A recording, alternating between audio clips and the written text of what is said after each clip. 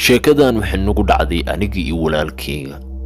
xilligaas waxaan joognay guri ay lahayd ayeeyday oo ku yaalay meel baadiye ah. ayeeyday ayay ahayd xoolo dhaqato iyo beeraley. kadibna maalin maalmaha ka mid ah ayaynu aadnay aniga iyo walaalkey. sidaan u joognay guriga ayaanu ku caajisnay oo banaanka beeraha ayaan soo aadnay. sidaan u soconay waxaynu aragnay qof aad moodo in bini'aadan camal uu ahaa oo jiifa webiga geeskiisa. kadibna walaalkey ayaa waxaan ku dhahay bal eeg qofkaas. waxaynu durbo fiirinay meel aan kaga moodi karno biyahan oo waxaynu aragnay geed weyn oo webiga korkiisa saarnaa. kadibna walaalkey iga yaraa ayaa waxaan ku dhahay aniga ayaa ka hormaray. sidii ayaan ugu soo hormaray. kadibna markaan nimid meesha ayeeyday ayaa kor noogu sheekaysay in ceelka ay ka soo baxaan wax badan oo aan la garan karin.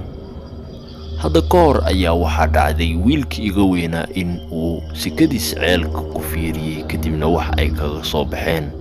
aniga waxaan isnahnay haddii aan fiirino amay sidaas nagu dhacdaa oo laakiin waxaa kaga soo gambanay geed ku yaala meesha agtiisa. kadibna mari waliba waxaan isku dayay in waxaan aan garan karin inay qabsadaan ama dhaawac ay geystaan. intuu nuuxsanay ayaan mar waxaan isku dayay in aan sawirto. waliba si taxadir leh ayaan u fiirinayay. waxaan hubaa in uu noolaa waxaas.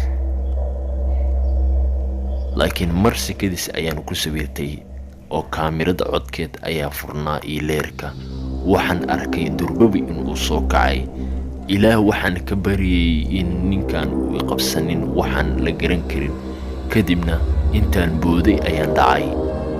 oo wallaahi markaas ayaan igu miir dambaysay. gebi ahaanteeda waxaan hubaa laakiin walaalkey in agteeda uu taagnaa. kadibna si dhaqsi leh ayaan meesha isaga soo cararnay. oo waxaan mooday sheekada walaalkeyga hadda kor ku dhacday in aniga igu dhici rabto. sidaan u soconay waxaynu aragnay guri ku yaala meesha agteeda ah. gurigaas ayaa ahaa guri qadiimi ah. walaalkey ayaa wuxuu igula taliyay in meeshaan aan galno. kadibna meeshii ayaan galnay oo meeshu waxay ahayd meel mugdi ah. waxayna lahayd hal daaqad. ilaah waxaan ka bariyay in oon gudaha u soo gelin. meesha ayaan mar walba iska fiirinaynay sababtu waxay ahayd meeshaas oo keliya ayaa furnayd mana aysan lahayn daaqad laga xiri karo.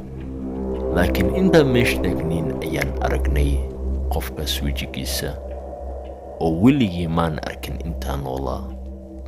walaalkey ayaa aad iyo aad u naxay.